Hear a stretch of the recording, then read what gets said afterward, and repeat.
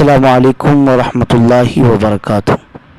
ایک سوال ہے کہ سورج کے نکلتے وقت اور سورج کے ڈوبتے وقت اور زوال کے وقت نماز پڑھنا کیسا؟ جواب: فقہ حنفی کی معتبر کتاب ہدایہ شریف میں یہ بات لکھی ہوئی ہے کہ سورج کے نکلتے وقت اور زوال کے وقت اور غروب کے وقت نماز جائز نہیں۔ حضرت عامر رضی اللہ تعالیٰ عنہ سے روایت ہے، فرمایا کہ 3 اوقات میں رسول اللہ صلی اللہ علیہ وسلم نے ہمیں نماز پڑھنے اور میت کو دفنانے سے منع فرمایا۔ پہلا، طلوع آفتاب کے وقت جب تک سورج اونچا نہ ہو جائے۔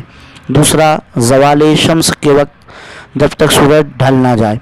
تیسرا، غروب شمس کے وقت جب تک سورج غروب نہ ہو جائے۔